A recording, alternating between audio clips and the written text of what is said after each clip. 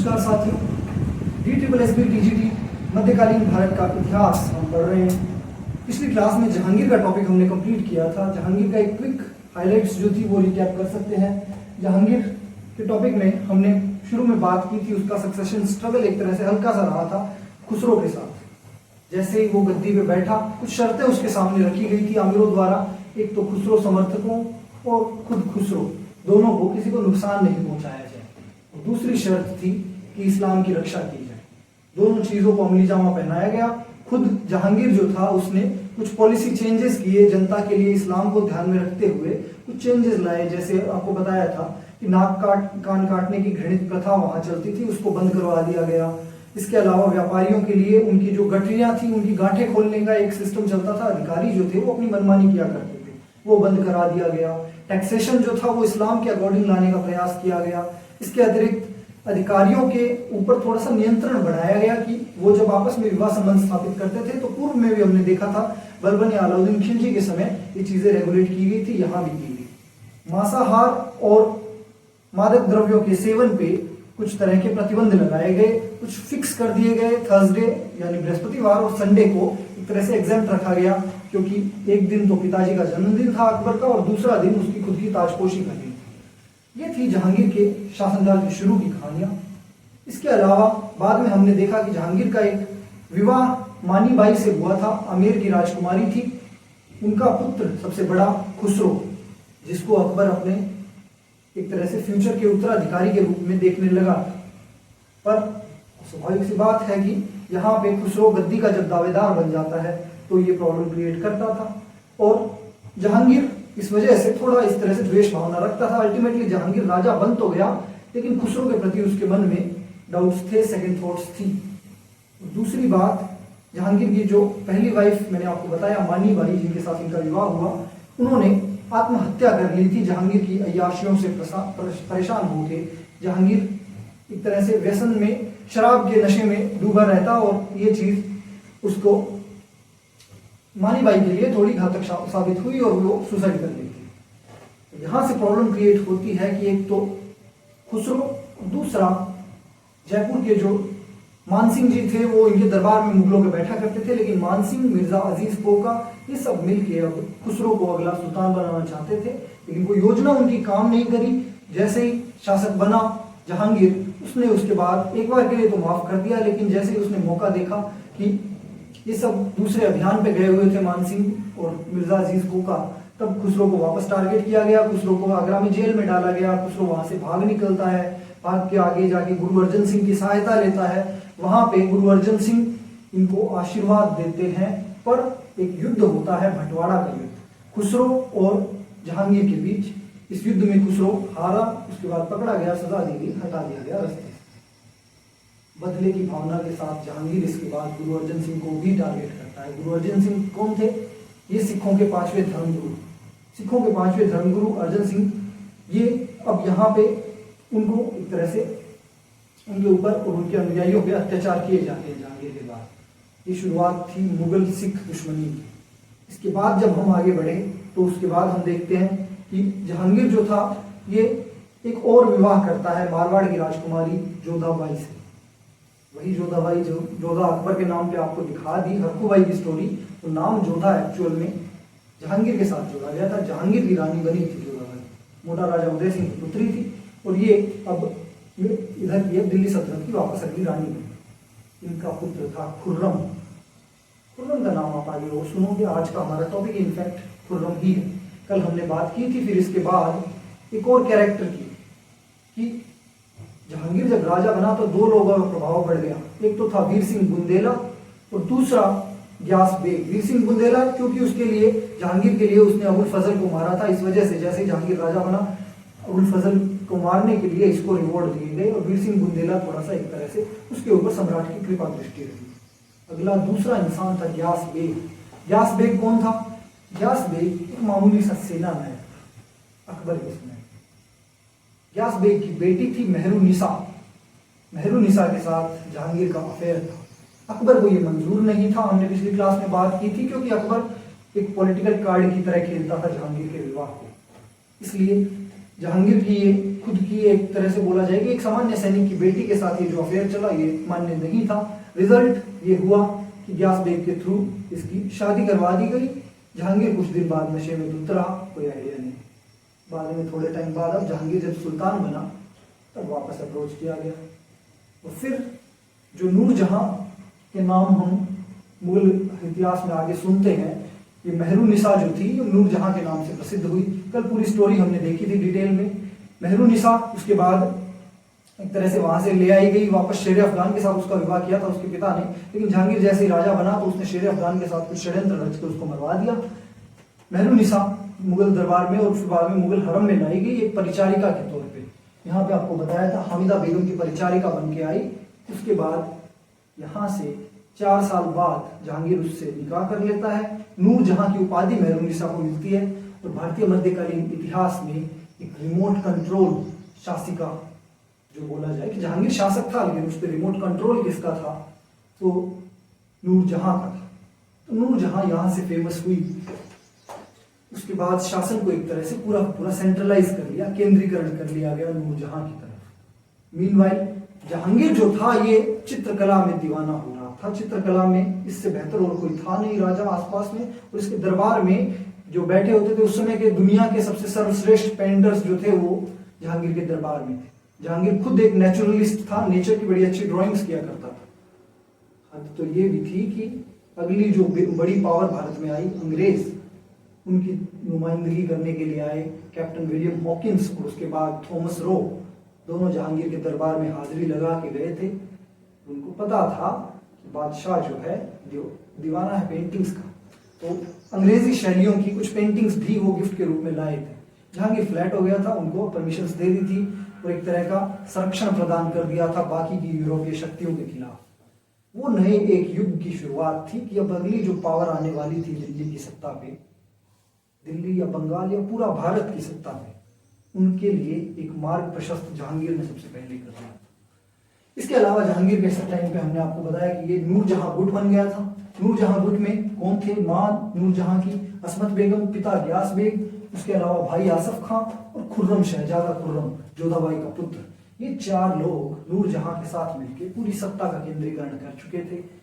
और असमत bag control करने का काम करती थी नूरजहां की महत्वाकांक्षाओं को। ग्यास बेग का मैंने बताया कद पहले ही बढ़ चुका था। जहांगीर बहुत ज्यादा इनको फायदा पहुंचा चुका था।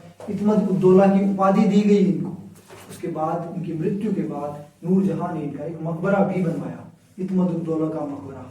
ये इंपॉर्टेंट क्वेश्चन हो जाता है, जहांगीर के कार्यकाल में बना है। अगला भाई आसफ खां, लड़ने में बहुत अच्छा था, वजीर के पद तक पहुंच गया था और एक तरह से बोला जाए कि पॉलिटिक्स जो उस समय की चल रही थी उस पर पैनी निगाहें थी उसकी। अभी बताऊंगा कैसे। खुर्रम, शहजादा खुर्रम, जोधाबाई का पुत्र। जहांगीर का एक तरह से खुसरो जब रास्ते से हट गया तो सब अगला दावेदार गद्दी का खुर्रम होने वाला था, सबको पता था। और खुर्रम लड़ने में भी बहुत अच्छा।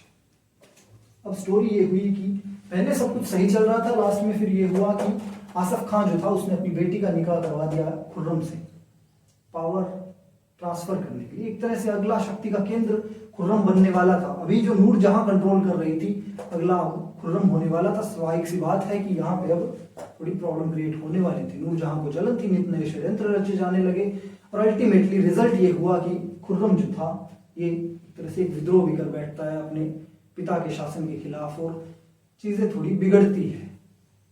उसी सब के बीच जहांगीर का स्वास्थ्य ये सब देखते हुए गिरता जाता है और जहांगीर की मृत्यु होगी। ये जहांगीर का पूरा टॉपिक था। ये महाबत खां जो था ये इनका मुख्य सेनापति था।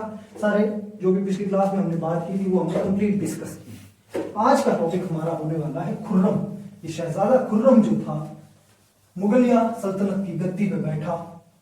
जहांगीर के बाद अगला शासक जिसको हम शाहजहां के नाम से जानते हैं, तो शाहजहां इसका मूल नाम खुर्रम था और दिल्ली की गद्दी पे अब बैठा। 1628 से लेके 58 तक इसने राज किया दिल्ली पे, 30 साल तक लगा। शाहजहां ये उपाधि जहांगीर ने खुद दी थी दक्षिण के अंदर खुर्रम की सफलताओं को देखते हुए। मूल नाम था खुर्रम, पिता इसका जहांगीर और माता आपको बता ही दिया था मैंने, जोधाबाई। ये सब बता क्यों रहा हूं, क्योंकि जो स्थान पहले अभी तक हम देख रहे थे कि जयपुर वालों की ज्यादा बड़ी इंपॉर्टेंस थी, अब धीरे धीरे आप देखोगे जोधपुर वालों की भी इंपॉर्टेंस मुगल दरबार में बढ़ेगी, क्योंकि अब सीधा डायरेक्ट रिलेशन में थे। जोधाबाई जहांगीर के समय से ही, अब अकबर के समय पे मेनली आमेर पे फोकस था, अब जोधपुर भी पिक्चर में था जहांगीर के जाते समय से, और अब स्पेशली अब खुर्रम के समय पर। तो हो ये रहा था कि खुर्रम की अपनी एक तरह से हिस्ट्री यही थी कि खुर्रम लड़ने में बहुत अच्छा, नूरजहां गुट का एक मेजर सदस्य था, पावर पे कंट्रोल करना जानता था। अल्टीमेटली अब हम लोग सब्जेक्ट से भटकेंगे नहीं, लेकिन खुर्रम के जो और कॉम्पिटिटर्स थे नूरजहां गुट में, इसके अलावा शाहरियार और दावर बख्श, इस तरह के कई कॉम्पिटिटर्स गद्दी के आ गए थे, लेकिन शाहजहां को साथ था इसके ससुर कौन, आसफ खां का। तो आसफ खां जो आपको अभी पहले बताया कि आसफ खां ने अपनी बेटी की शादी करवा दी थी शाहजहां से या खुर्रम से, और लास्ट तक जहांगीर ने अल्टीमेटली नूरजहां एक तरह से जब प्रभावी थी पूरी तरह से, शाहजहां को, खुर्रम को एक अभियान पे भेज दिया था, लेकिन सल्तनत की राजधानी के अंदर मौजूद था आसफ खां। जैसे ही जहांगीर की मृत्यु की खबर आई, आसफ खां ने आओ देखा न ताओ अपने एक तरह से पूरी स्वामी भक्ति के साथ, एक उनके पास वो कोई चारा भी नहीं था, उनको पता था अगर खुर्रम राजा नहीं बना तो नूरजहां गुट के जो लोग थे वो मारने वाले थे उसको भी और आसफ खां को। फायदा और जो जितनी तेजी दिखाएगा उसको, आसफ खां जो था वो मौके को लपकता है। उत्तराधिकार का जो संघर्ष हुआ उसमें खुर्रम अल्टीमेटली जीत प्राप्त करता है आसफ खां की सहायता से। और अब महाबत खां जो आपको बताया था जहांगीर के समय पे एक मुख्य सेनापति था, नूरजहां गुट का एक मुख्य विरोधी था, वो भी अब खुर्रम के साथ आ चुका था। हुआ अल्टीमेटली ये कि खुर्रम पावर कंट्रोल कर रहा था, गद्दी पे आके बैठा, शाहजहां के नाम से 1628 से लेके 58 तक दिल्ली सल्तनत पे राज किया। इसके समय पे दो मेजर विद्रोह हुए जिनको इसने एकदम अच्छे से शांत किया। बुंदेलखंड का विद्रोह आपको याद आना चाहिए कि बुंदेलखंड का नाम मैंने पिछली क्लास में भी लिया था, जहांगीर के टॉपिक में वीर सिंह बुंदेला, जहांगीर की बड़ी कृपा थी उसमें। लेकिन वीर सिंह बुंदेला के जाने के बाद उसके पुत्र थे जुझार सिंह बुंदेला, उनकी एक तरह से इनके साथ बनती नहीं और उन्होंने अपना एक स्वतंत्रता घोषित करने का प्रयास किया। शाहजहां गए और अटैक किया और एक तरह से ये अब इलाज कर दिया इन्होंने, इस बुंदेलखंड के विद्रोह को दबा दिया। एक और विद्रोह हुआ था, प्रश्न क्या बनता है कि बुंदेलखंड का विद्रोह निम्न में से किस शासक के यहाँ शासनकाल में हुआ था। तो इसी तरह से खाने जहां लोधी का एक विद्रोह हुआ, नाम में लोधी है, आपको समझ तो गए ही होंगे, अफगान था, ये सूबेदार हुआ करते थे मुगलों के, लेकिन अब ये भी एक विद्रोह कर बैठे। इस विद्रोह को भी दबाने का काम इसके शासनकाल में, शाहजहां के शासनकाल में हुआ। तो ज़्यादा डिटेल्स हम डिस्कस नहीं करेंगे क्योंकि फालतू में टॉपिक को कॉम्प्लिकेट नहीं करते। प्रीवियस ईयर क्वेश्चंस जो है वो ज़्यादा पूछे जाते हैं शाहजहां के समय की जो स्थापत्य कला की इंप्रूवमेंट्स थी उनके बारे में, तो उनकी बात करते हैं। लेकिन उससे पहले थोड़ी सी एक चीज, शाहजहां के इसके बाद 4 मेजर पुत्र थे, 4 बड़े पुत्र। कौन कौन से? सबसे बड़ा था दारा शिको के नाम से जिसे आप जानते हैं। एक था शुजा, एक था मुराद, और सबसे छोटा औरंगजेब। रोशन आरा बेगम बहन थी औरंगजेब की, शाहजहां की बेटी, दिल्ली में ही रहती थी उनके साथ। अब शाहजहां जो था वो दारा को बहुत प्रेम करता था। दारा सबसे बड़ा बेटा, सबसे योग्य बेटा। अकबर की भांति दारा जो था ये थोड़ा सा धर्मनिरपेक्ष था, कट्टर नहीं था। कई तो इतिहासकार ये भी बोलते हैं कि अब इतना हम सबको विदित है कि अगला राजा शाहजहां के बाद औरंगजेब बना था। औरंगजेब की जगह अगर दारा भारत का राजा होता तो पिक्चर जो आज हम देखते हैं समाज में कट्टरता की, या एक तरह से जो द्वेष भावनाएं हम आसपास अपने देखते हैं, इतनी खराब पिक्चर नहीं होती अगर दारा उस समय भारत का शासक बना होता। लेकिन अब इतिहास तो खेल है ही इसी चीज का कि जो पास्ट में हो गया है, अगर ये ना होता वो हो जाता, तो उस चीजों का कोई तुक नहीं है। हम आगे बढ़ते हैं अपने टॉपिक। दारा, इनके बारे में बोला जाता है कि कुछ एक तरह से हिंदू ग्रंथों का इन्होंने कन्वर्जन भी किया था फारसी में और उर्दू के अंदर, और इतना ज़्यादा वो तरह से इन्वॉल्व थे अपनी जनता के साथ। खुद शाहजहां इनसे बहुत प्रेम करता था। शाहजहां का स्वास्थ्य अंत में गिरने लगा था। उस समय दारा जो था, दारा को तरह से इसने ज़्यादातर जिम्मेदारियां दारा को दे दी थी और फिर बाद में अल्टीमेटली आगरा चला गया शाहजहां। वहाँ पे दारा को अपने पास बुला लिया और अल्टीमेटली इनका हिसाब ये था कि इन 4 पुत्रों को मुगलिया सल्तनत के 4 भाग चारों दिशाओं में बांटे गए थे। दारा जो था उत्तर भारत के अंदर पंजाब और दिल्ली पे राज किया करता था। आगरा के अंदर राजधानी थी जहाँ पे शाहजहां रहता। और नॉर्थ इंडिया में दारा, उसके अलावा शुजा जो था ये बंगाल में, ईस्ट इंडिया पूर्वी भारत, मुराद पश्चिमी भारत में, गुजरात में मुगल सूबेदार हुआ करता था और औरंगजेब जो था ये दक्षिण भारत की जिम्मेदारी संभालता था। पिक्चर क्लियर थी।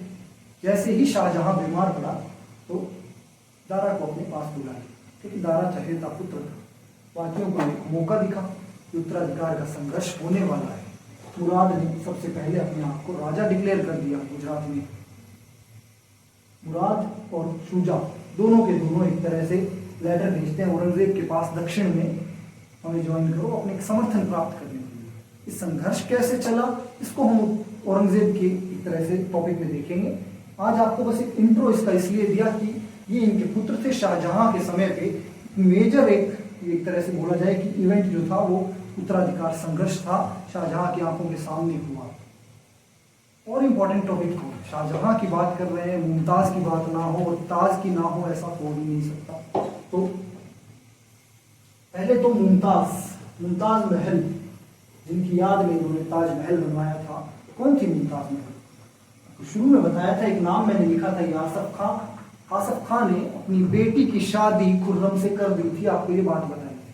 उस बेटी का नाम था आरजूमंद। यही आरजूमंद आगे जाके मुमताज महल के नाम से जानी गई। मुमताज महल एक्चुअली एक उपाधि थी जो शाहजहां ने दी बेगम को दी। मुमताज महल दिल्ली सल्तनत के सुल्तान की फेवरेट वाइफ एक तरह से बोला जा रहा था कि वो बन गई थी। यहाँ पे अब मुमताज महल का एक तरह से इन्फ्लुएंस बड़ा होता था।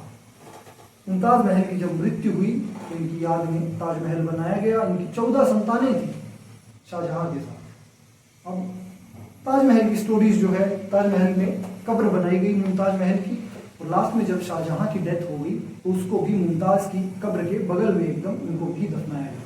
तो ताजमहल जो है वो मुमताज महल की भी कब्र है, इसके अलावा शाहजहां की भी कब्र है यहाँ पे। स्थापत्य कला के क्षेत्र में शाहजहां के शासनकाल में कुछ मेजर अचीवमेंट्स हमें मिली। उनमें से सबसे बड़ा दुनिया के 7 वंडर्स में से एक ताजमहल।